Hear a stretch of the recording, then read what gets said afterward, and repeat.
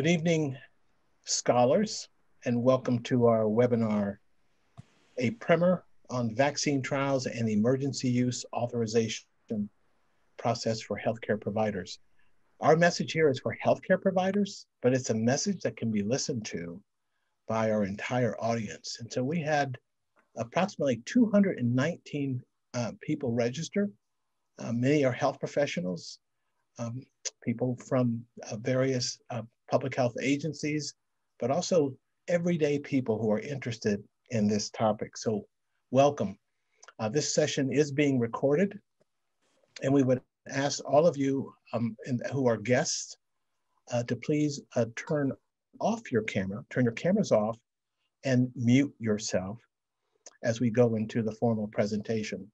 We have one of my staff here that will also automatically on this end mute and turn cameras off as needed. And so with that, let me introduce myself. I'm Dr. Stephen Thomas. I'm director of the Maryland Center for Health Equity and a professor in our Department of Health Policy and Management. And we're going to be joined here in a moment by our moderator, Omar Neal. He's the host of You Got the Power radio show and the former mayor of Tuskegee, Alabama.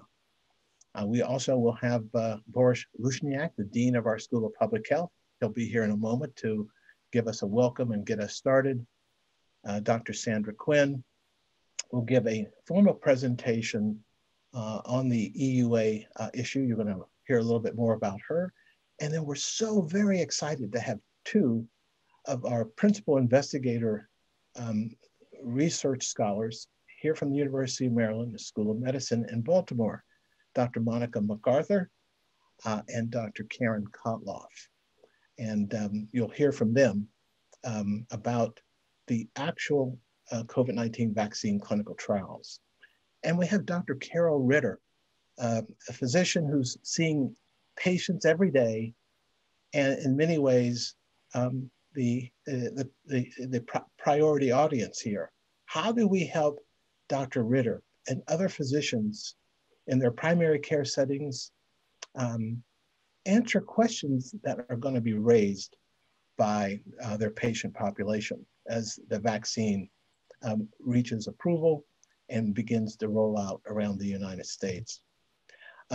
Just very quickly, behind the scenes, helping all the technology work is our Fearless Scholar interns and their mentor. I want to thank them while we have time at the beginning of the show. Our website here at the Maryland Center for Health Equity, encourage you to visit us. Just Google UMD Center for Health Equity and you'll learn about the other events coming up. And you'll see a link to the recording of this webinar. And so with that, we would like to ask you to go into the chat and enter a word that reflects how you're feeling at this moment during the pandemic.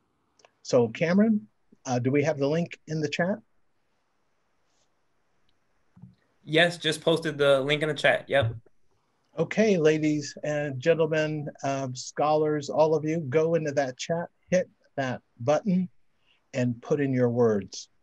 One word, hit return. You can put in multiple words, just one at a time. And we'll take 30 seconds to let that happen while I come out of screen share so I can introduce you to our dean. Let's see here. Here we go. Okay. How are you, Boris? I'm doing great. Thank you so much for having me today, and welcome to everybody out there to another incredible opportunity for us to have this discourse, right, about an important topic. You know, the concept of vaccines is obviously in the news. The issue and the communication and the health literacy component of emergency use authorization is really, really important. For about 5 years of my career, I actually ran the Office of Counterterrorism and Emerging Threats over at the FDA. And in fact, emergency use authorization was within my realm. So it is a lot of sort of information that needs to be exchanged so that ultimately the goal is people understand what emergency use authorization is about, and that ultimately they understand what that means in terms of their own decision-making about the vaccine. And so I'm very excited about today's panel, about today's discussion. So welcome to everyone. Thank you. I know we have the whole world watching here. People are from all over the place. And so this is very, very exciting. Thank you to the organizers for putting this together. So I'm going to enjoy the meeting a whole lot. So Dr. Lucian, before you leave the stage, the numbers of deaths are staggering. How might we simply take a moment and acknowledge that there are some people here who have maybe been touched by this virus? Let's take a moment of silence to recognize all who have passed, all who've been touched, all the healthcare workers who are on the front lines, everybody who has to go to work and take a risk. We're with you.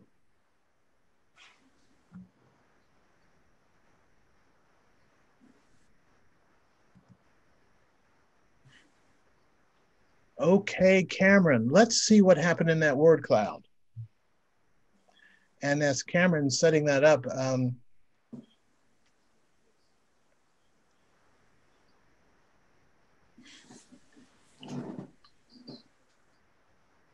okay, I want you to pay attention to this as we as we go into our discussion. And for our panelists, I want you to look at these words here.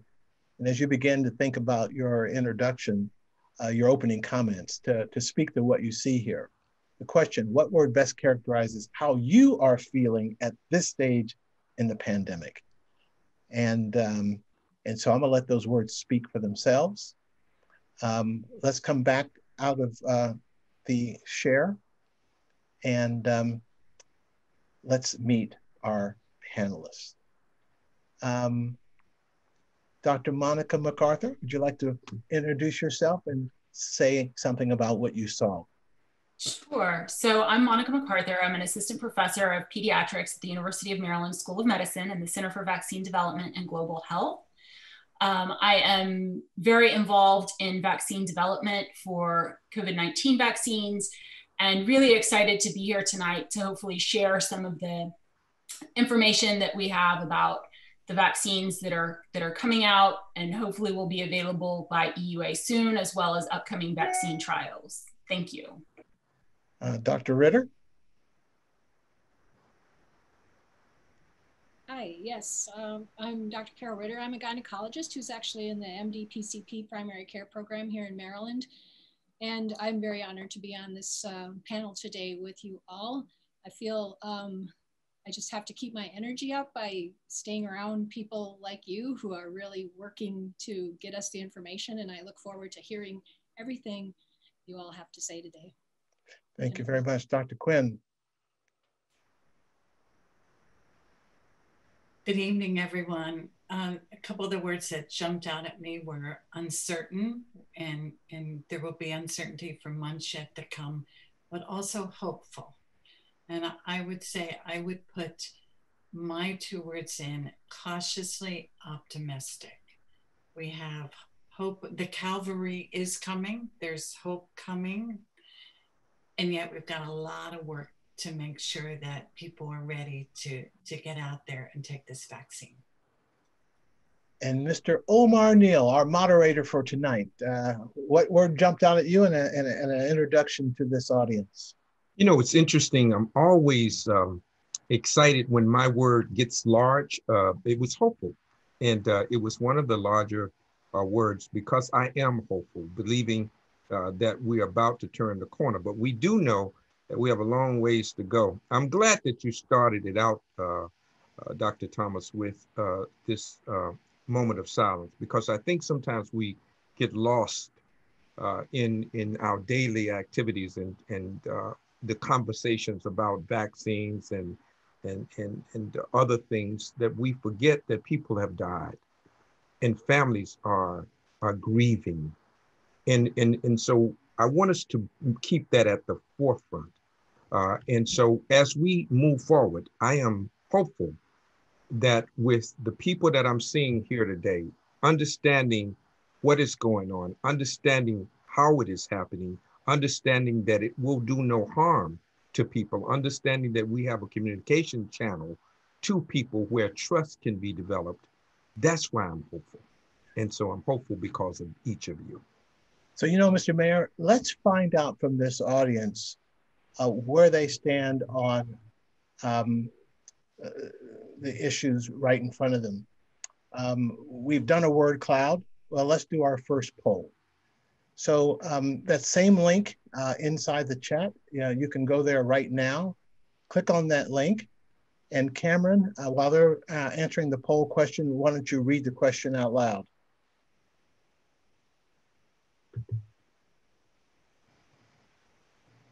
Certainly. So the question is, how much do you know about the clinical trials process for the COVID-19 vaccines? Either a great deal, some, a little, or nothing. All right, Cameron, let's see those results. Do I need to give you back the screen?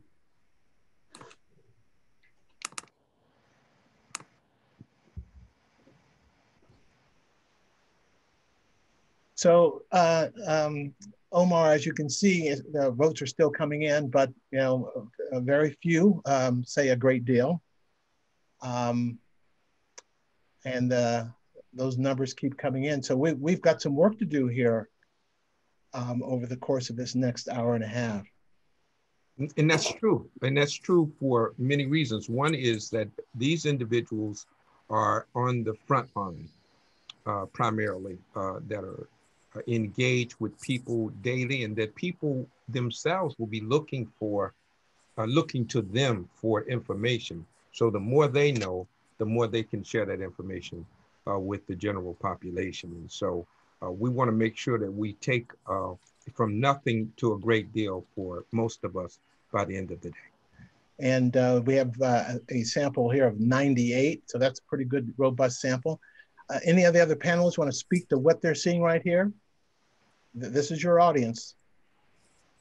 So let me say, part of what I'm seeing right here with 51% saying they know some about the clinical trials, 28% a little, and 10% nothing, is it really speaks to one of the real reasons we're doing this webinar and the next couple webinars, is that, many people, including some health care providers and public health professionals, really don't live in the world of clinical trials like Monica does. And so, we're asking them now to interpret what they're seeing in the news without really knowing much about it.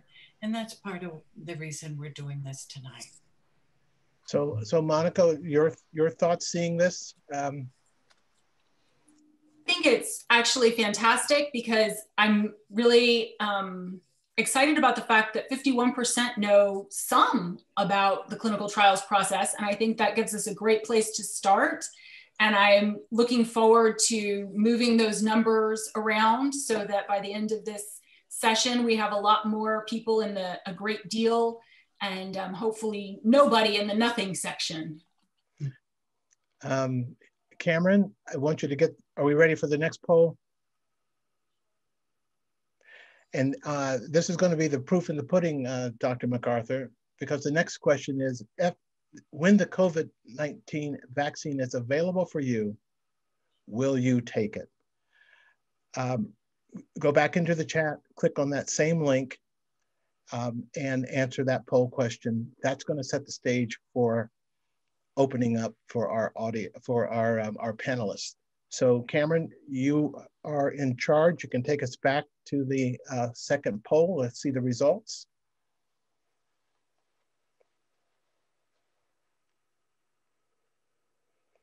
So based on what you know today, how likely are you to take the vaccine when it is available? Now, look at you, Dr. McArthur. I'm looking at the smiles coming off you. You're about ready to jump up and down, aren't you? Go ahead and speak to what you're seeing. This is very encouraging to me. I think that it speaks to the fact that we still have some work to do.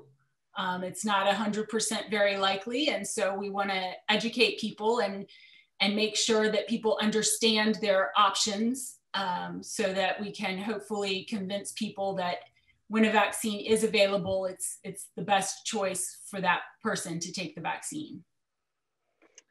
Any other panelists want to speak to what they're seeing here? Dr. Quinn, you were talking about the flu vaccine was somewhere in the 40 percentile, and Yes. now we're talking about 78%. That has to be encouraging to you. Well, it is, Omar. And I think, you know, again, one of the reasons for tonight is that one of the first audiences will be healthcare providers. And, you know, what we know just again and again, when you ask people who do they trust when it comes to making decisions about their health, they say their doctor, their provider that they see routinely. So, you know, one of the things we also know is that some providers are concerned and saying, hey, they want more data before they will take the vaccine. So it's really important to have providers, and when I say healthcare providers and public health people, ready to be, you know, answer the questions, deal with the misinformation and the mythology. So, because ultimately those recommendations and being a role model, you know, all of those people who put out their arm, take the vaccine, and then tweet it or post it or, you know, talk about it with their neighbors and friends, that will be really important. Well, for all those 78% and more who said when it's available, they'll take it, they need to know that there are other vaccines coming in the pipeline. The research is still going on. And guess what? You have a chance to be part of it. Dr. McArthur, I'm gonna let you speak to this. We'll open it up a little bit later, but just take a moment here and tell people what they're looking at here.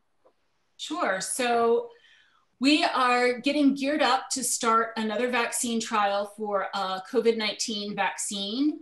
And there is opportunity to participate in this trial, particularly if you're not among the people who are in the first phase for rollout of the EUA vaccines.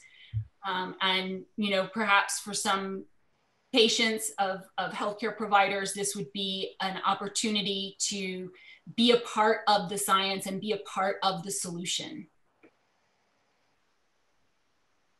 So what do they need to do if they want to sign up? So you can contact us at the website, cbdtrials.org. You can text COVID research to 52855, or you can call our recruitment line at 410-706-7926. And I just want to make sure I'm reading this right. Compensation up to $1,750? We do compensate for time and inconvenience. And yes, the compensation is up to $1,750. That's a pretty powerful incentive. How long am I in the trial if I sign up? The trial will last about 2 years. So the main part of the trial, the vaccination part, is about 3 months of kind of more intense visits. And then there are a few long-term follow-up visits after that. And now I'm in a clinical trial, but the vaccine's available. Am I still eligible for the vaccine?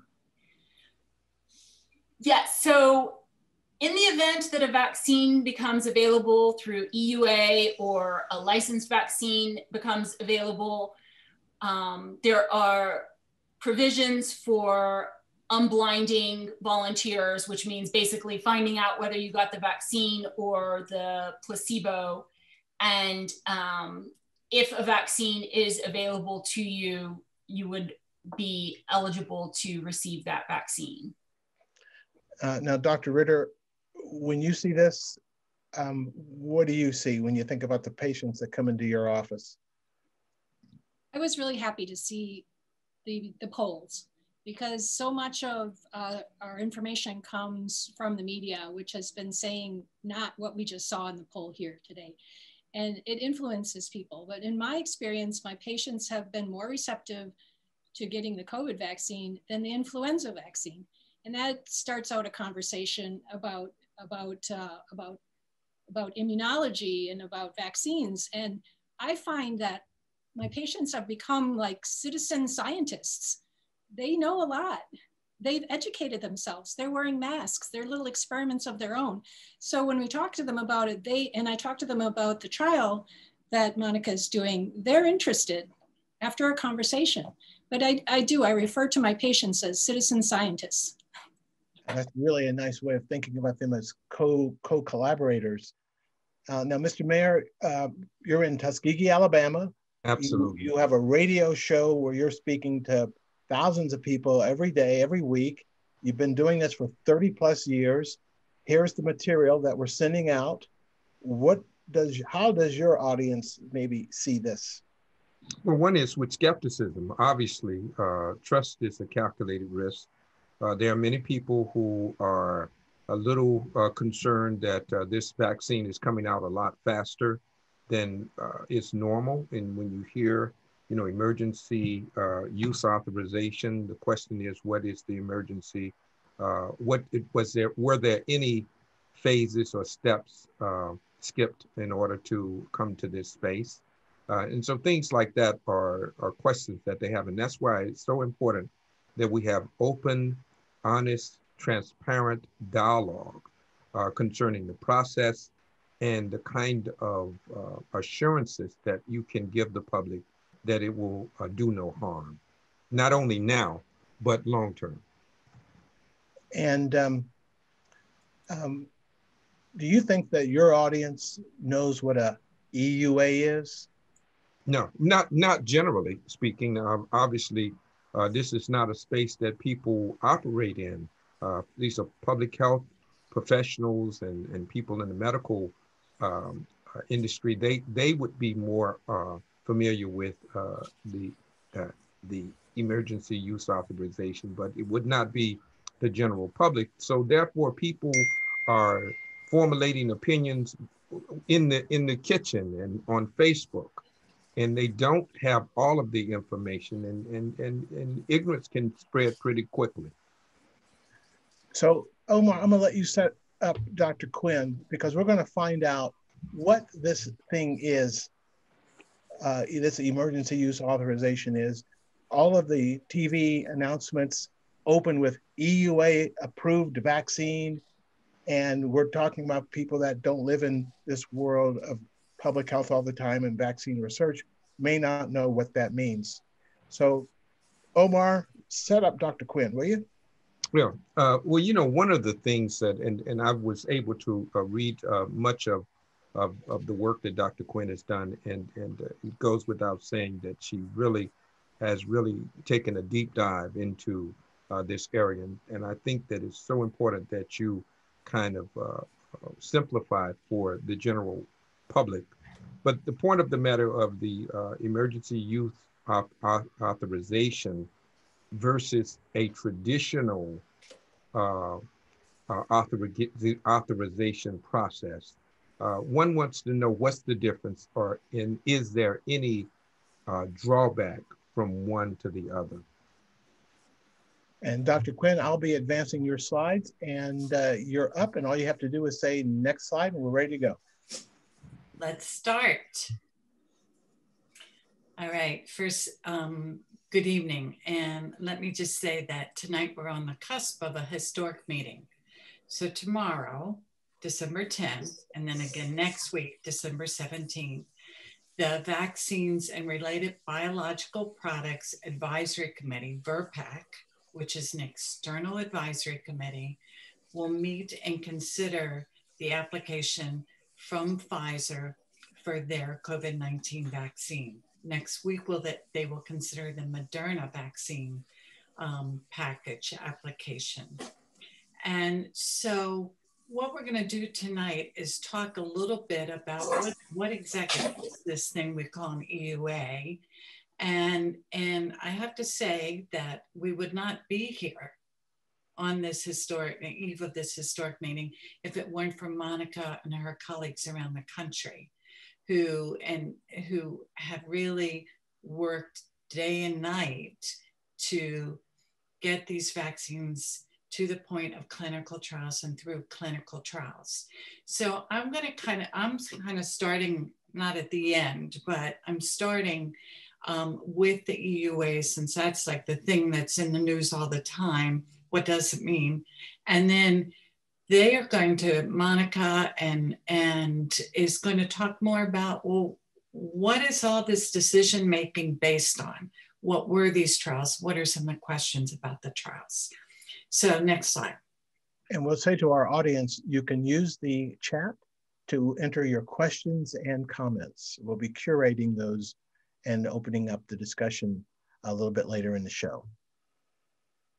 So after 9/11, after the anthrax attack, the concern in that same sort of time period about smallpox, there was really the recognition that there was not a mechanism that enabled us to move medical countermeasures. The dean used that term, but it's basically, it's vaccines, drugs, devices, tests, out to the public in a public health emergency. And it means that the FDA, and I'm going to talk about what are the conditions under which this can happen, can approve novel medications or vaccines like the COVID vaccine, or can approve what's called off-label use of a medication. So that's a medication's already been approved, but in an emergency, it might be approved for a different disease or for a different population. Next slide. So what are some of the statutory requirements of this? And FDA identified a number of requirements in its October 2020 guidance. One is you have to have a public health emergency. We have over 286,000 people dead in less than a year. That is a public health emergency here, and it's a public health emergency around the world. Has to be declared by the Secretary of Health and Human Services. Next. The other, Dr. T, there you go. All right. And there are some other things that are necessary for an emergency use authorization. Let me just call it EUA from here on out. and that is that based on the evidence, that it's reasonable to believe that the vaccine will be effective in prevention, either of severe disease or prevention of infection. Next. It is also, we look at, and the FDA examines what are the known and the potential benefits of the vaccine, and do they outweigh the known and potential risks of the vaccine? Next. And finally, there's no alternative available, and that's where we are. We have put an enormous effort in the US and worldwide to do the trials and the research to find a vaccine, because there is no other vaccine that will serve our purposes and help us stave off this disaster. Next. So let's just talk a little bit about the steps in the process. And I do this because when you're a healthcare provider or public health professional, people are going to ask you, well, what the heck does this mean? So the FDA provides extensive guidance for sponsors. That guidance early on calls for communication, even as the trials were getting underway, the planning was occurring, between the drug companies, we call them sponsors, and the Center for Biologics Evaluation Research, and all the related offices under that. So given the emergency, this was a process that was started early, and they were in dialogue and planning and discussing as they went through these months. The other thing that would normally happen is a lot of the data that gets provided to FDA would come much later in the process. What has happened this year is that the drug companies began providing data to the FDA, and have been for months. And that's enabled them to provide the protocol for this study, and you'll hear Monica explain more about that. It enabled them to provide information about manufacturing early, and a whole array of other information that the FDA needs to consider an application, including that there's always an inspection of manufacturing plants to make sure that we have safe products. Those were already conducted. They didn't wait for the clinical trials to move forward to start that process. Next. There's a lot of required data, and certainly we know that there are, and many of us know that there are different phases of clinical trials. And so the EUA application to the FDA requires data from all phases of those trials. And it's data on who are the participants, it's data on the risks, the benefits, so how many people got COVID-19, became infected. Were they in the vaccine group or the placebo group? Did the vaccine prevent severe illness? And it's an enormous amount of data that's provided. And there are multiple measures that are used and presented to the FDA in the data. Next. One of the things that is required was at least 2 months post-vaccination safety data, so that the FDA could say, okay, after these two vaccines were, and the vaccination of the participants in the trial was completed, there was at least 2 months from when the last participants who were vaccinated were monitored. So for some people, it's more than 2 months. So what does the safety protocol, what does the safety profile look like after vaccination is completed? Next. The other thing is there is a lot of information provided on chemistry, manufacturing, the controls for the vaccine to enable the part of the FDA center that evaluates those things to make careful evaluations on that will speak to our confidence in the safety of the vaccines. Next. And what's interesting to me is in the guidance, FDA says it will use all available tools, not just the application from the drug company.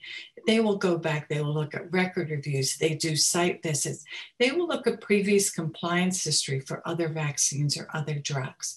So this is an intensive process. Next.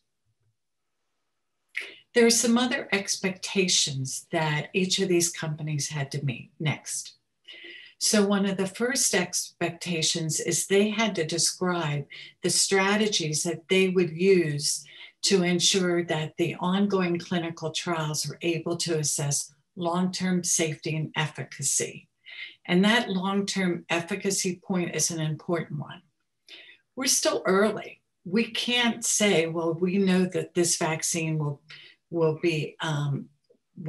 stimulate immunity that will last a year or 2 years or 5 years. We don't know yet. It's only been a couple of months. So they have to provide, here's what they're going to do to continue studying safety and efficacy. Next. They also have to submit what's called a pharmacovigilance plan. I had to practice that word. That details the multiple strategies and additional studies they will use to monitor safety. So if this vaccine is approved tomorrow, that doesn't mean safety monitoring and research stops. It goes on, and we'll talk briefly about that again in a minute. Next.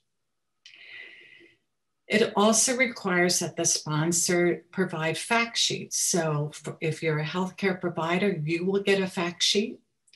And your patients will get fact sheets as well. And we're going to talk in more detail about them in a minute. Next.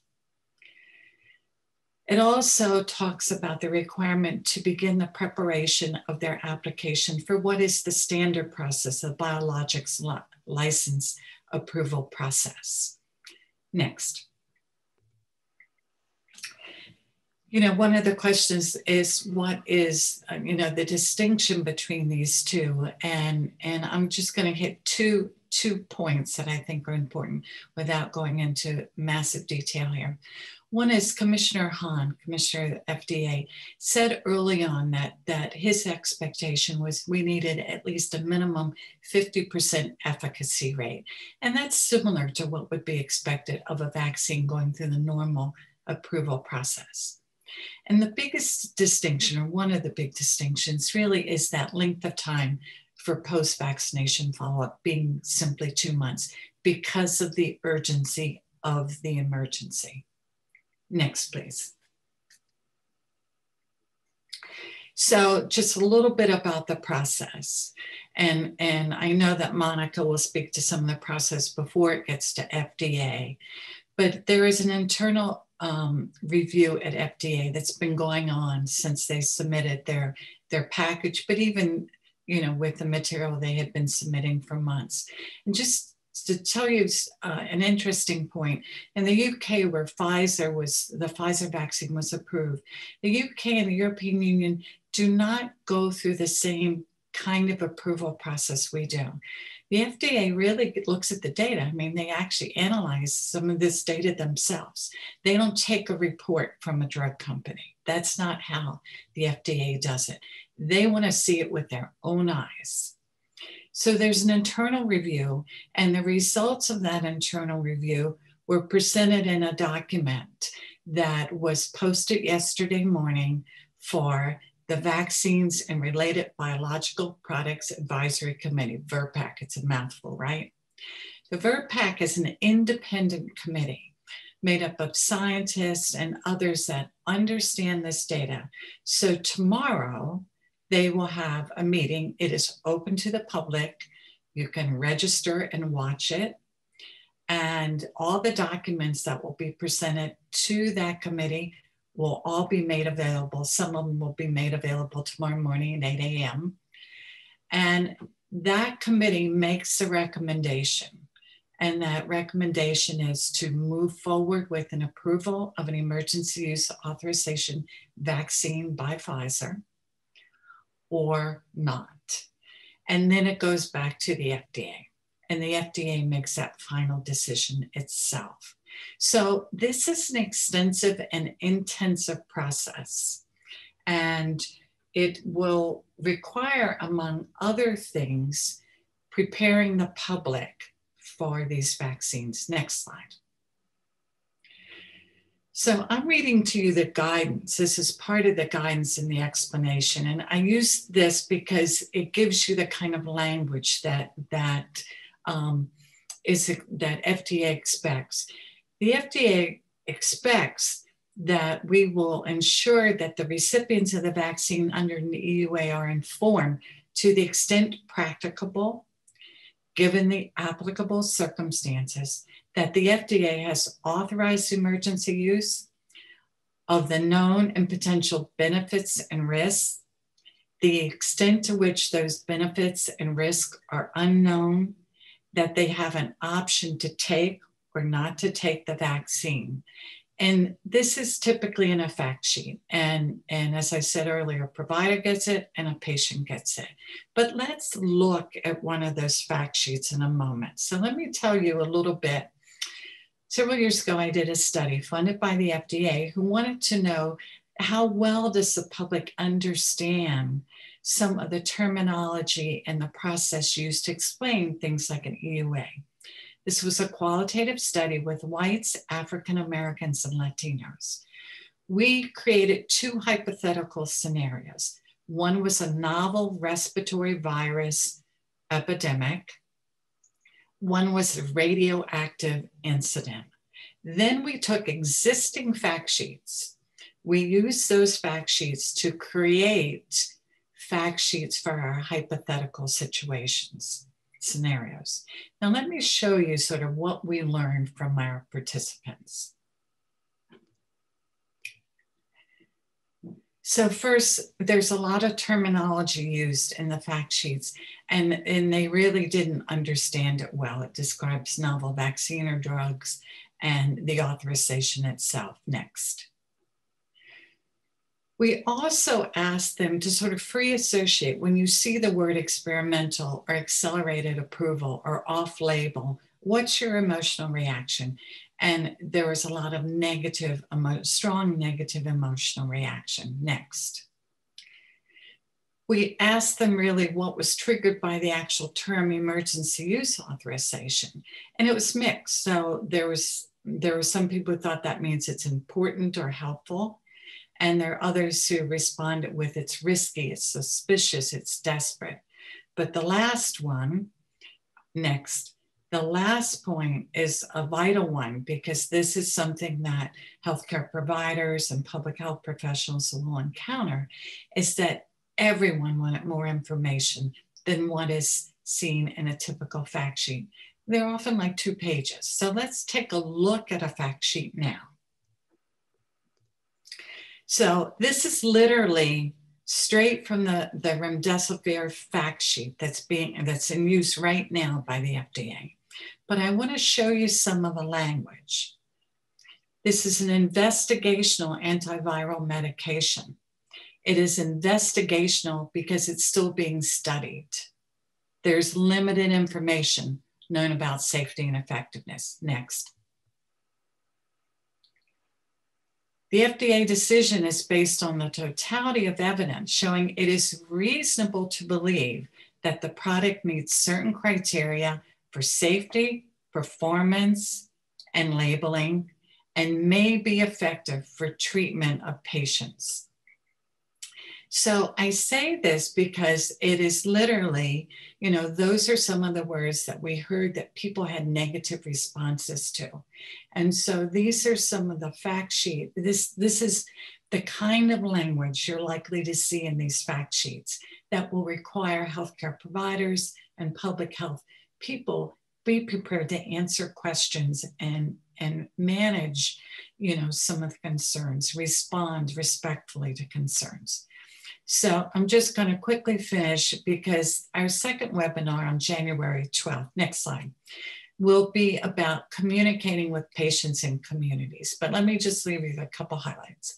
Number one is, in that word cloud was the word uncertainty. There is still a lot of uncertainty. And there will continue to be uncertainty as we roll the vaccine out about the number of doses we have, about the long-term effectiveness. So the need for transparency, including sharing all the data and what we don't know and what we're doing to find out more, is vital. Next. The other thing that's really important, and I know many of my public health colleagues who have been toiling, so hard, already have partnerships. Omar talks about his community in Tuskegee. These partnerships are going to have to include everybody, from healthcare providers to faith communities to area aging centers to tenant associations. We're going to need those partnerships to help share this message and to hear the message next. Because this is not about, I cringe when I hear the word messaging, because that means I'm talking to you, which I am right now, right? But it doesn't mean I'm listening to you. So those partnerships are vital to listening to what are the questions, what are the concerns, what are the things people are worried about? How do they interpret this term EUA? Next. Dr. Bauer in January will join us and talk much more about clear communication and health literacy as we roll out this vaccine next. But here's one of the critical points for today. As healthcare providers start to take this vaccine, hopefully in the next week or two, you are so important to your patients. And so the extent to which when you take that vaccine, you roll up your arm and you tell your patients you did it, and you tweet about it, and you post it, because you will make a big difference. So will community leaders of varying types. But right now I'm speaking to healthcare providers particularly. Next. And finally, training healthcare providers and public health practitioners, community health workers, all need to be ready to answer the questions that Monica's going to answer in many ways right now about these trials and about the EUA, so that we can make sure that we get what was that, 77% of the public vaccinated. It's critical. So I'm going to say one last thing, and I'm turning it back so we can hear from Monica. Public health moves at the speed of trust. And right now, getting it right, listening to people who will have concerns, particularly communities of color are going to have concerns about things that say investigational, being studied. So listening and being able to respond is going to be vital to ensuring that we build trust and get this vaccination safely out to our public so we can start to recover. So back to you, Dr. T, to Omar, and to Monica to say, okay, what's all this based on? Tell us about these trials. Thank you very, very much, Dr. Quinn. And Omar, I'm thinking about your audience. Dr. Ritter, I'm thinking about your patient population. This was a message for you, Dr. Ritter, and your peers. Are you going to take it? Are you going to take it on camera and tell your audience? And Monica, the studies are still going on. We still need people in the actual clinical trials. So we're going to let you have the first shot, and you're joined here by your colleague, Karen Kotoloff. Wave, Karen, to the audience. We have 198 people in the audience here. And so, Omar, let's facilitate this conversation, starting with these PIs. You're muted. You're muted, my brother.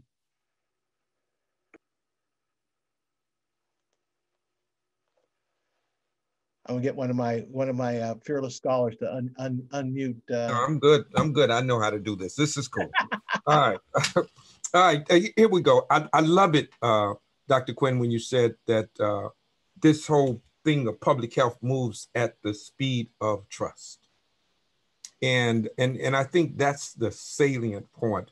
Me being from Tuskegee, Alabama, I want everybody to understand that people have a frame of reference, and that frame of reference animates their decisions associated with trusting or distrusting. And when it comes to clinical trials, when it comes to vaccinations or vaccines or whatever it is in public health, there is a pause for many people who remember Tuskegee and the Tuskegee syphilis study. And so it's going to take a greater lift for those individuals to get to a point of trusting. And one of the things that was important that one of the people in the audience asked was, in the clinical trials, was there diversity in terms of the demographics that would lead us to believe that it was inclusion, that we know what's happening and how it will affect different groups of people? Monica? Yeah, so that's a great point. And I'm actually really glad that someone brought that up and that we're thinking about that and talking about that, because it is really essential for us to include diverse populations in these trials. And the clinical trials that have gone on for COVID-19 vaccines and the upcoming trials have really focused on trying to include a diverse population of participants. You can see actually someone posted in the chat the overall populations that were included in the phase 2-3 data for Pfizer. So that data is publicly available in the FDA proceedings. And I'll just read out a little bit of it. The population was 82%, roughly 82% white, 10% African-American, 4% Asian, and other racial groups made up the remaining 3%. And in terms of ethnicity, there was approximately 26% of participants were Hispanic or Latino. And then age was another thing that people brought up in the chat I saw, and there was 21% of the participants were greater than 65 years of age. So while that's not necessarily exactly the makeup of our country, I think it speaks to the diversity that has been enrolled in these trials. And that's a big focus. You know, we can't and we don't want to compel people to participate in these trials, right? it's up to the populations who are at risk to participate. And I think that these numbers are encouraging. I think that the studies showed that the vaccine was equally efficacious in all of the populations studied, which is really important, right? It's important that we know this vaccine will protect all individuals and not just a select subpopulation. So Monica, because this is an international effort and these are international trials, the numbers you just presented, are they all US based? This is from the FDA report. So these are the US studies, I believe. It doesn't specifically say which trials in the little excerpt that I'm looking at now, but I believe these are the US trials. Okay. Karen, you want to say anything before we go to Dr. Ritter? Yeah, so I can also just add that. And could you introduce yourself to the audience? Okay. Hi, everybody. I gave you a wave. I'm Karen Kotoloff, and I'm head of pediatric infectious disease at University of Maryland, and I run the vaccine treatment and evaluation unit at University of Maryland Center for Vaccine Development. So I've been doing vaccine research for my whole career, pretty much. So that's my bias, for full disclosure. I really believe in vaccines. I can say that the Operation Warp Speed also considered diversity to be a key goal of these studies, so that the results that were gained from the studies could be applied to people who were most at risk for infection. And actually, Pfizer was asked, when they reached their target of 30,000 enrolled, they were asked to continue the study, and they enrolled 14,000 more people that included and focused on minorities. Moderna, who came second, did a much better job. And then we were one of the sites for the Moderna trial at University of Maryland. And we're kind of proud to say that 54% of those that we enrolled in our trial were people of color. And so we really reached out to the community and made that one of our goals. And Omar, we have a physician here who sees patients every day and who may get a question about what is this all about. And I see Dr. Ritter over there. Yeah, I'm curious how all this reads with her. What do you think? That's where the trust is going to come, Dr. T. Is at the level of Dr. Ritter and people who they already have a relationship with. You know, you make your friends before you need them, right? And so these people have already established trust. And once they can say something with a degree of certainty, they engender trust. And so it's transferable. And so Dr. Ritter, you know, it's like on you. And let me say this. Dr. T, you mentioned the fact of Nurse Rivers. And that you literally are putting your whole credibility on the line when you say something to a patient. And so you have to know what you're talking about. And it's okay when you don't know to say you don't know, and that you'll find out. Because if you say you know something and then people find out that you didn't know it, then you have a problem with credibility. Dr. Ritter. That is so true. I mean, the trust comes from listening, which I think Dr. Quinn had mentioned is a huge part. And right now, the patients are scared. I am scared because I want to give the patients the right information. And I tell them it's not all out there yet. So I just listen, find out where their fears come from. And the history is their experience is where it comes from. Nurse Rivers was, if people don't know, the nurse that was took took part of the Tuskegee trials for 40 years. And it only happened because the people in the study trusted her. She was an amazing woman, and we can go into that later, but we are all, as healthcare providers, a little bit like Nurse Rivers right now, trying to, I tell my patients, no one is going to force you to take this. Nobody. And tell me if I'm wrong, but Dr. Quinn, but I don't think we can ever mandate it if it's under a EUA. So I said, no one's going to force you to put this in your arm. I just want to get the information from you, and I will send out the information in an email and whatever. I keep telling them that more information is to come. So I just sit and listen and find out where they are coming from right now. And I think just by listening, you can endear some trust. What are you hearing? What are you hearing in your practice? I'm hearing people are hesitant. They want somebody else to try it first. And, and I said, well, you're probably going to have that happen because you're not going to get the first messenger RNA vaccines coming out. They're going to be going to the healthcare providers. And to some degree, I think this whole algorithm is actually going to help people develop trust. But then we have the different vaccines coming out. So there's like so many variables, but they have past experiences, which they worry about. And then they have the fear of the long-term effects. And you can talk to them about their past experiences because the past is the past, and this is a new age, and this is a new vaccine. But you cannot deny past history wherever it came from. Dr. Quinn? Can I jump in here? Yeah, I mean, I think, having worked for a long time, having been to Tuskegee many times, and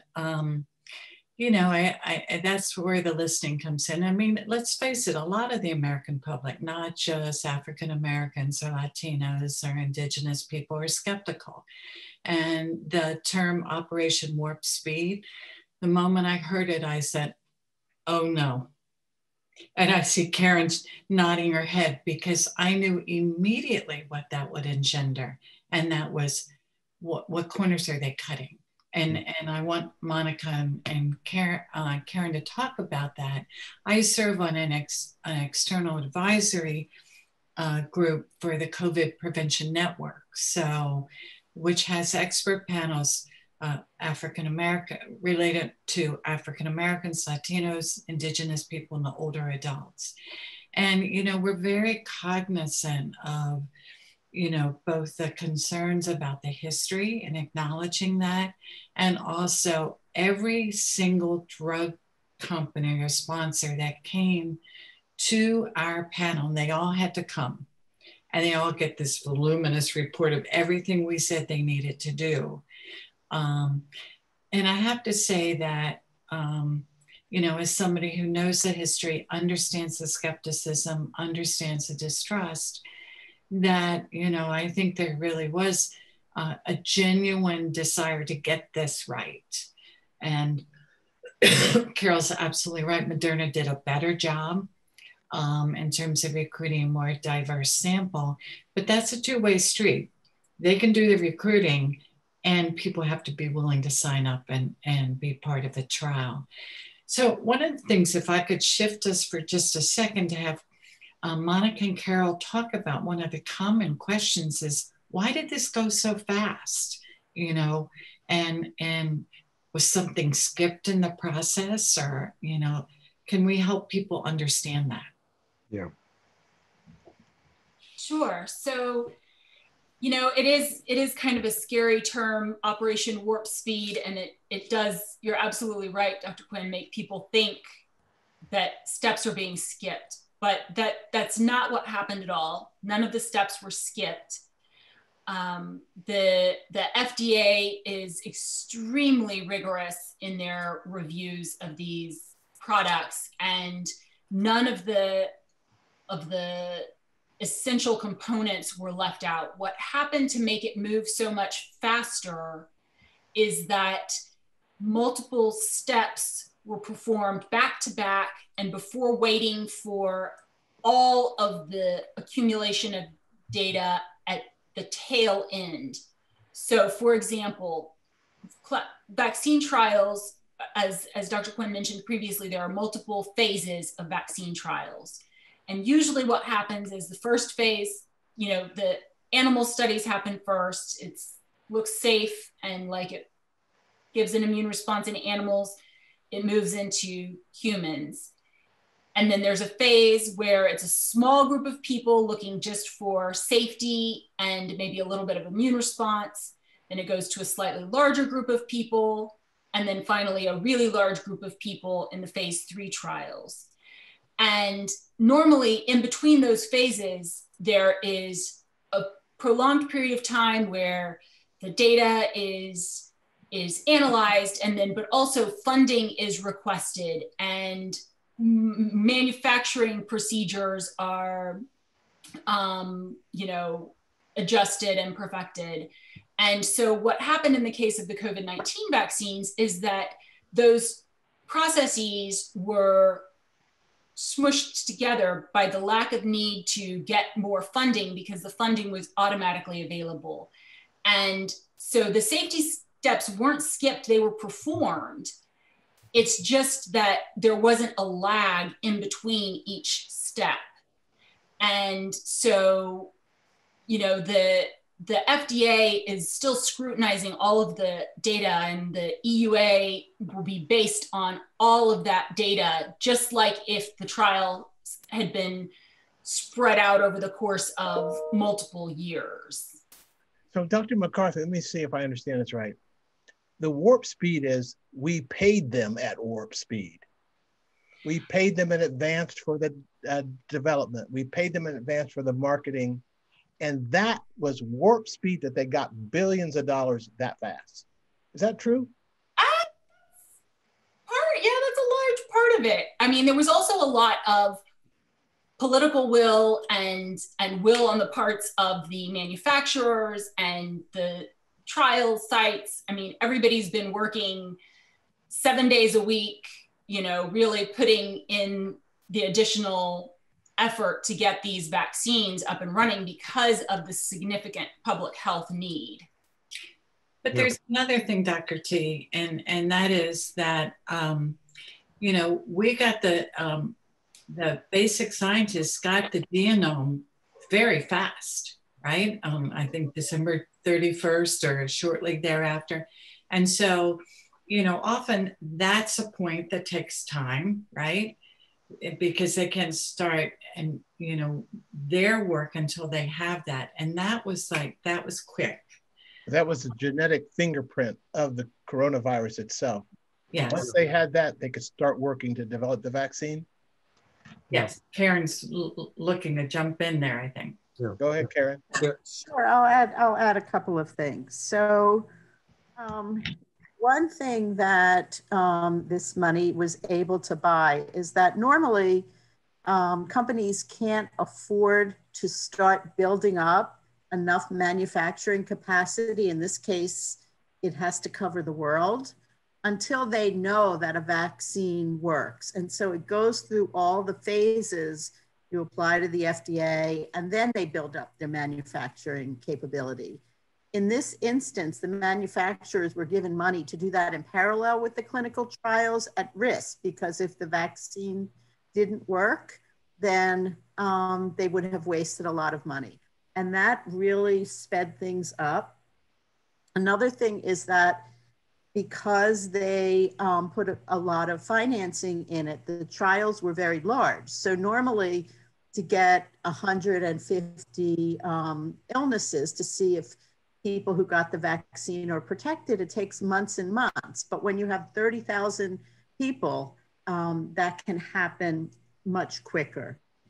And then the third is that with all of the horrible things this virus did and how terrible it is in our bodies, it actually made vaccine development easy, because on its surface are these spike proteins. It turns out if you give people these spike proteins and they make antibody, then the virus can't attach to our cells and get into our cells and cause infection. And so combined with that new technology of messenger RNA vaccines, which are very quick to make, and the virus just wearing its, a weakness right on its outer surface, this was able to move much more quickly than anybody expected.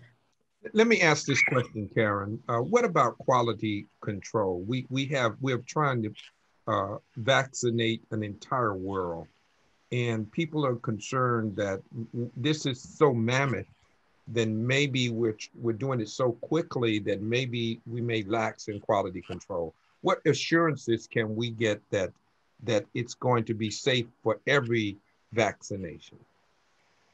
So I think there are a couple of assurances. One is that we went through phase 1, phase 2, phase 3 of the clinical trials. Phase 1 is in small groups of healthy people to pick up any big safety signals.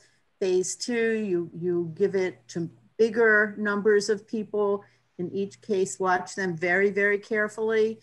And then phase 3, now between the two vaccines, have 74,000 people who have, well, half of those have been vaccinated, and we're able to watch them for safety signals. That's a lot more people than we actually normally get to observe when we develop vaccines before licensure. So in fact, that is one assurance. The other is that the FDA, even though it looked like the, how do I say this? The government was trying to make things go faster.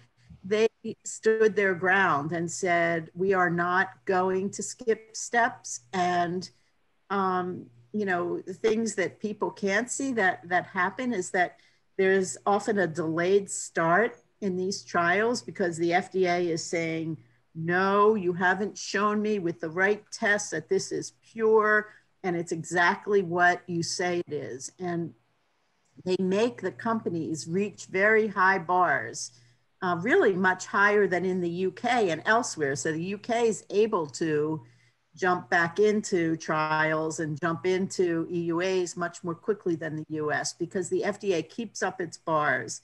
And then because this is fast and we haven't been able to observe people for a long time, that is a deficiency.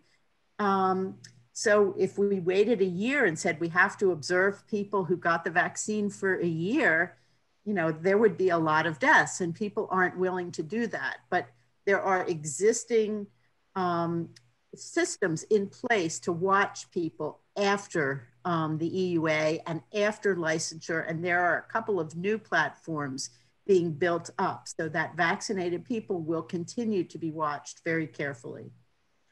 You know what's so interesting, Mr. Mayor, is that just in the few moments we've just had, I've learned more about the whole process than I have in my career. I mean, it's not what I do, but we're asking the American people to absorb all this information. And so, Dr. Ritter, can I assume that all the physicians, all your peers know everything that was just described there? That would be a big assumption now, wouldn't it? I think, you know, it's really hard to keep up with all this, you know, if you're a practicing physician, because you still have to take care of the diabetes and the hypertension and, you know, the pregnant women, which we haven't talked about with this, and then the children, which we haven't talked about. So yeah, there's a lot of information. And at the end of the day, I put up on your word thing that I'm tired. So it's the fatigue that gets to us to get this information at the end of the day. But we persist in trying, and these types of, you know, conversations are critical. I don't know who these 100 or 200 people are on, but I assume most of them are healthcare people because we had an over 70% said that they would get the vaccine. So I see Dr. Howard Haft out there, and I imagine he's pretty happy looking at those numbers. Yeah, that's where I get my information, Dr. Haft. Thank you very much. But we also have some folks from our Community Research Advisory Board out there. We're getting into the phase of the session where we're going to have a conversation. So you can keep your units muted, but you can turn your cameras on, audience. Turn your cameras on. Dr. Quinn? Yeah, I just want to clarify. one thing that I don't know if that was that, you know, one of the reasons that the standards for vaccines are so high in vaccine trials, and maybe we've heard this before and I spaced out for a moment, but is that vaccines are given to healthy people.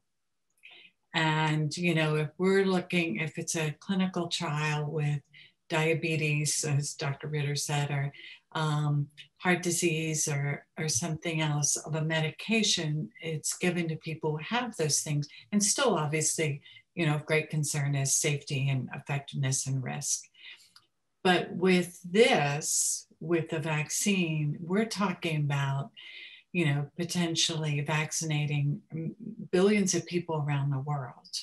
And so the bar is high, you know, in terms of the expectations of the FDA. But can I ask maybe a question, just because this question comes up sometimes in just talking to people, and that is, what exactly is an mRNA vaccine? And one of the questions is often, will that change my DNA? Will I become a genetically modified Sandra Quinn?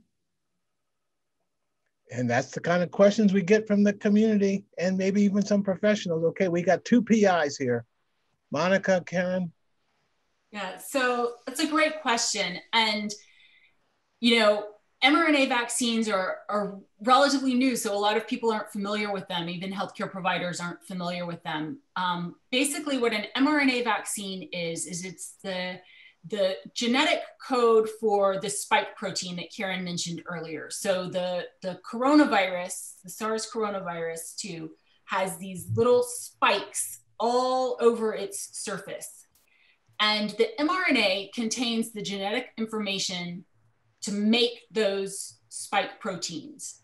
So when that vaccine is inoculated into the arm, injected into the arm, it goes into the muscle cells, and that mRNA tells the cell, make this protein. And the cell makes that protein, and then that protein is recognized by the body as foreign. And so the body produces an immune response, which is mostly antibodies, but also T cells and other responses that then provide the body with an arsenal to use if the body encounters the actual virus. And so the mRNA can't integrate into the DNA. It doesn't change your DNA. It doesn't mutate your cells. It just provides the coding sequence for the cell to say, these are the instructions I need to make this protein. Does that make sense? Okay, Dr. Ritter, is that, Yes. are you going to tell them that and then say, trust me? I'm going to add one thing too, and that is in a couple of days, the mRNA then degrades. It doesn't hang around. Okay. Okay. Good point there. So it's no live virus that you're injected into the people. Okay, very important. No live virus. No, it cannot cause COVID-19. It cannot be transmitted to other people. And you know, Dr. McArthur, I don't think that's common awareness. It isn't common awareness because people saying, I'm not going to let anybody give me a vaccine, give me the disease, if you will, and then tell me to build up some kind of immune system to fight it later. That's what the community, many of the people in the community have been talking about, that they literally are giving you a disease that builds up an immune system that for a disease later. And that's not what you all are saying at all. Yeah. So my questions are the patients will say, I'm going to just take my chance with the virus. And my question then is, you know, what is that risk? Because I have been reading that the long-term effects of getting COVID, we won't get that with the vaccine, right?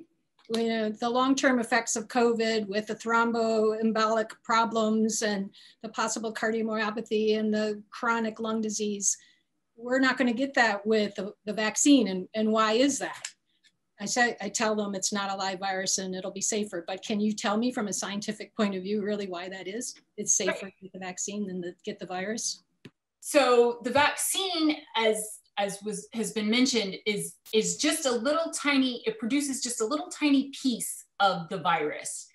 And that is enough to tell the body to protect itself, so it keeps the virus from binding to the cells. So you never get the cellular damage when you encounter the virus. And that cellular damage from this virus binding to the cells and entering the cells is what is responsible for all of those downstream effects. And so the idea with the vaccine is to prevent that virus from entering the cells and causing that damage in the first place. Now, you know, Dr. McArthur, because we're taking time to explain, that's the kind of time that's not always available in the routine delivery of care. And which is why these town halls can be so important before anyone encounters a health professional to be injected or to get vaccinated, that they've had the conversation. And we can have that conversation right here in the barbershops and beauty salons. I think that's another place where we can begin to have the conversation before people encounter the clinical setting where they may be vaccinated. I'm going to ask people to turn their cameras on. I'm going to ask them to turn their cameras on. We have members of the Maryland Community Research Advisory Board here. Turn your cameras on. We're going to have a conversation. Mr. Mayor? Yeah, I wanted to go back to what Dr. Ritter was asking, was how do we address the issue of pregnant women and children? That's an area that people are very concerned about, and not as much information has been disseminated about that. Can someone kind of speak to those? That issue? So the way vaccine trials work, and part of this is again the safety procedures, is the vaccines are tested first in adults. And then once we've seen that they are safe and efficacious in adults, we usually go to children and then pregnant women. And that has been maintained with the COVID-19 vaccine trials. There are anticipated trials in children upcoming, and eventually, hopefully, pregnant women. The animal studies are performed in pregnant animals, so we do have some animal data on vaccine effects in pregnancy, but until we get those vaccines into pregnant women, we won't know all of the potential risk and benefit for that population. Okay, so I see Reverend Jenkins. Reverend Jenkins, if you can turn your camera on. I see, again, members of our advisory board. I see Dr. Haft. I see Beth Zeidman. We're going to open this up for a conversation. I'm calling on the names I see, but all of you can turn your cameras on. You keep yourselves muted until you're speaking. Dr. Haft, I don't know how long you've been with us. I think you've been with us a while. We're trying to add to your raising of awareness, both with the health professionals, but we have the community in this space as well. We're also trying to give voice to their concerns. Any observations, Dr. Haft? And tell the audience who you are.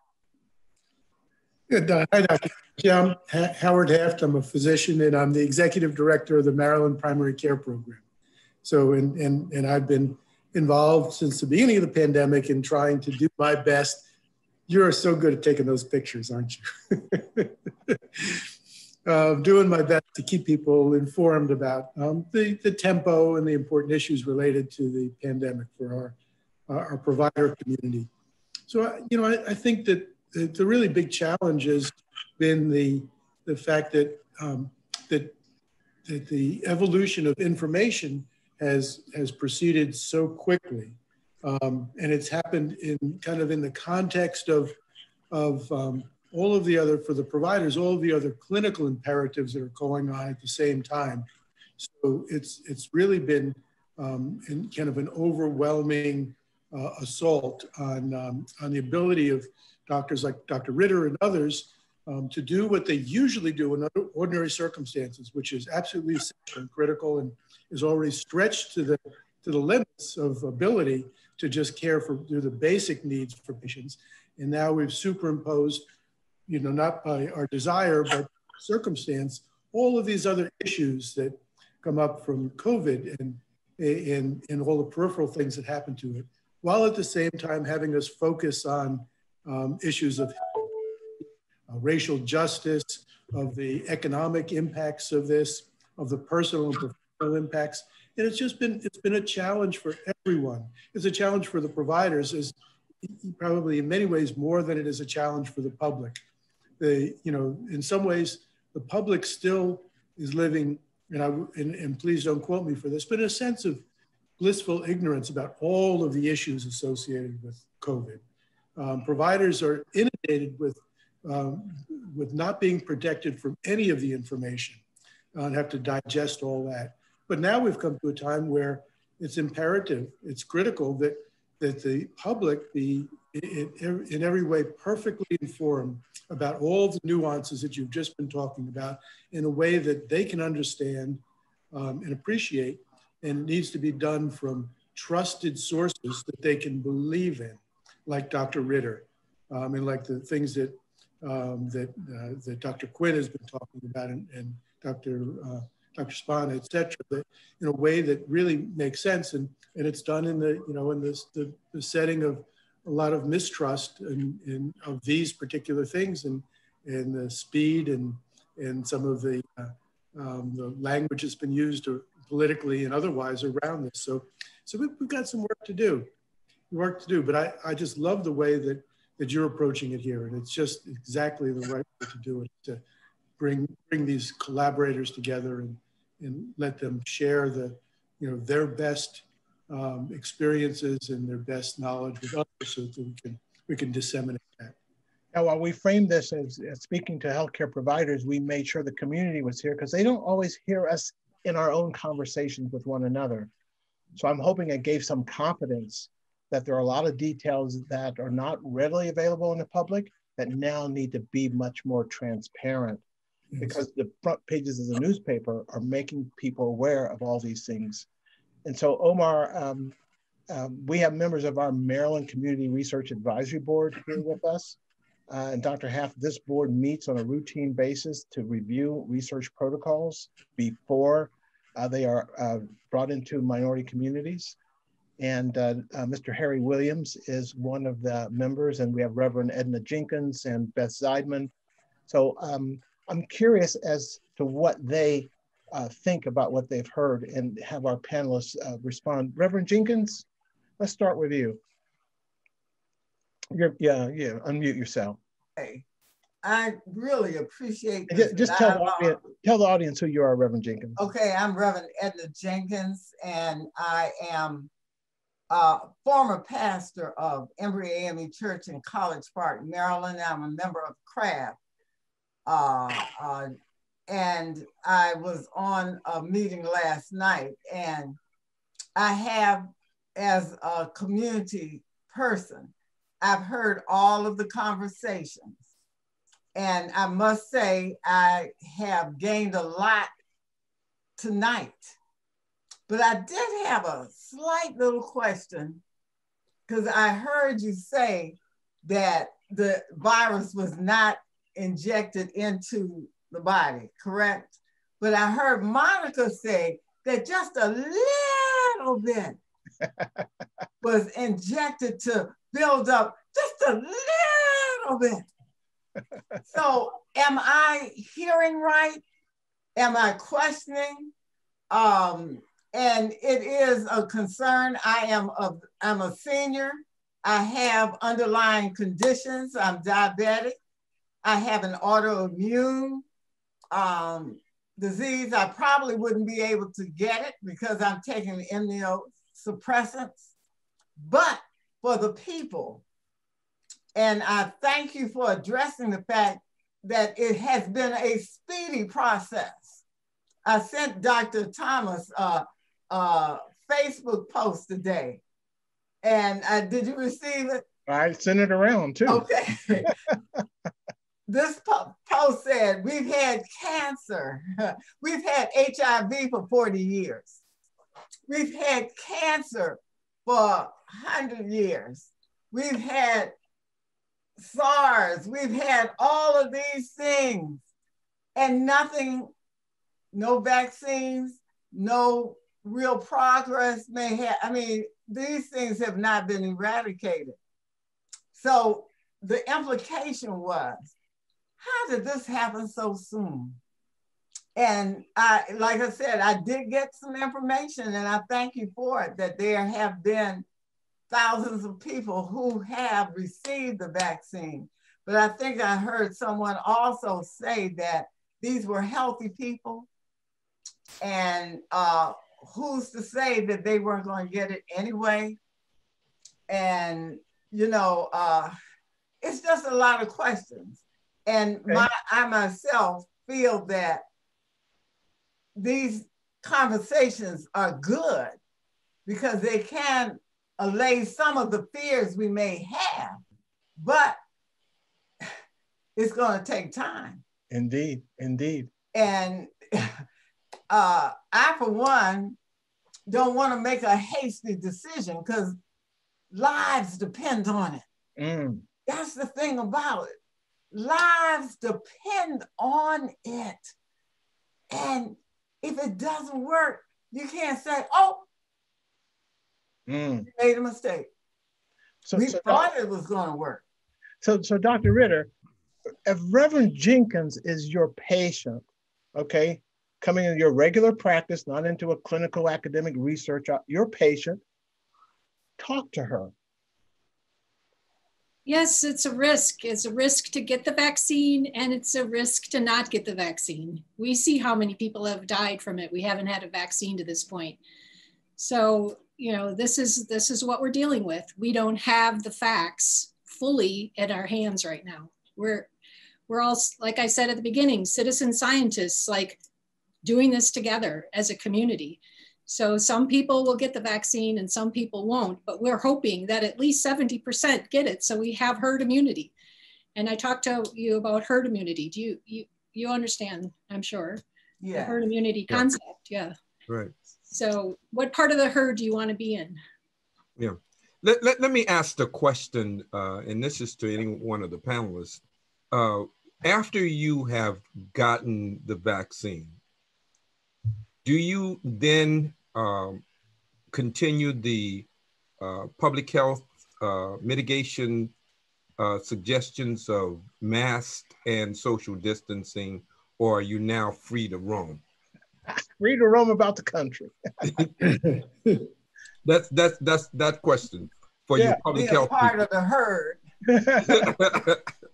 All right, who wants to take that one? Because people think that I can finally get rid of this mask, I can meet my loved ones, boom, the vaccine. I'll do not from the vaccine perspective, but from the public health perspective. So, I defer to my vaccinologist colleagues if I misstep in any way. But the answer is absolutely not. So the vaccine does not eliminate the virus.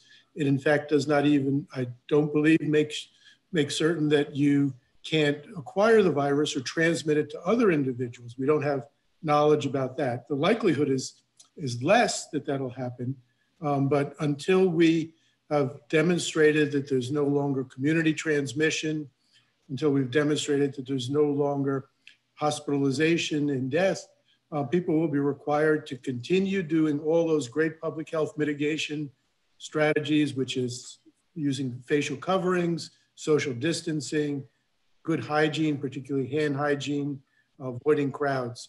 The vaccine is a very potent weapon against the virus, but it's not the only weapon, and it's not a weapon that causes annihilation, and it doesn't free you once you're vaccinated from doing all those other things. And I defer to my vaccinologist to see if I've misstated that in any way.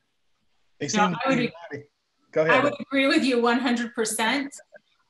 You know, we know that the vaccines are protective against severe disease and are pretty effective against pretty good at preventing symptomatic disease, but we don't yet know whether or not the vaccines prevent you from shedding the virus. So you come into contact with the virus, could you still be transmitting the virus to someone else who hasn't been vaccinated? And that's why all of those public health measures are still really important. Well, Mr. Mayor, can you believe how the time has flown? I was just saying that an hour and a half has just flown. But they always say, Dr. T, that time flies when you're having fun. Well, one of the things we just simply want to show people, and I see Harry Williams with his hand up, is to say this is a beginning, people, not an end. And these are the other upcoming webinars that we have on COVID-19 vaccines, tips for effective communications. That's talking with patients and communities about the vaccines. It's going to be January 12th. And we keep this from the 6 to 7:30 time period, and listening to community voices, addressing questions and concerns about COVID-19 vaccines. Keep those questions and comments coming in the chat. And Omar, let's allow our panelists to have some closing comments, and then you take us out. Absolutely. Let's go around the Hollywood Squares, Dr. T, and then I'll say the final word. Okay, and I want to thank our friends at the University of Maryland Office of Community Engagement. They really stepped in to help make all of this technology work this evening. Dr. Ritter, close us out. Well, thank you everyone for joining us. And I really appreciate all the efforts that everyone is doing to get this information out there, and particularly you scientists who are actually working at that table and making this vaccine. And thank you so much for talking to Reverend Jenkins. That's the kind of exchange that people don't always see. Very important. Monica, Dr. McArthur. Yes. Thank you everyone for being here and for being part of the conversation, because I think really this, the only way we're gonna get through this virus is to work together as a community. And I think that educating healthcare providers, but also then healthcare providers educating their patients and educating the communities is the only way that we're gonna be able to combat this virus. Dr. Kotoloff. Yeah, I saw the title of an editorial and it said, trust versus trustworthiness. And that keeps recirculating in my brain, because what it does is it takes the onus off of the community that says, why don't they trust it? We're telling them science, why don't they trust it? It puts the onus on the healthcare providers and leadership to earn their trust, to be trustworthy, to not give a reason not to trust, and to help engender that trust. And I just think as healthcare providers, we should really think about that. So thank you, everybody. Dr. Quinn. You're muted. I thank everyone, from my fellow panelists to everyone else who joined us tonight. And let me just say, I know that I agree absolutely that it's about being trustworthy as well. And that it's also about listening and learning what people's concerns are. We know 286,000 people are dead in the United States. What we don't talk about as much is also the thousands of people who are living with long-term consequences, sometimes not even being hospitalized. It might have been mild illness. So I think watch carefully what we see from the FDA tomorrow and the next few days. The safety and efficacy data is pretty compelling. And living with this disease, which has an incredible, devastating impact on bodies, it's really, the question I ask is, do I want my family members and my loved ones living with the risk of this disease, or do I want to try to help them prevent that risk as much as possible? And so I just say, think of it as, it is the risk-benefit analysis. Pay attention A lot of this data is all going to be public tomorrow. It's hard to discern it all, but we'll do more of that over the next couple of months, and just stay with us. So we're committed to translating this information. They say, oh, it's all on the website. We're committed to translating that information into a form you can understand, you can embrace, and you can be an advocate for. And we're going to let Harry Williams be the voice of the community here. He's on the Community Research Advisory Board. Unmute yourself, Harry.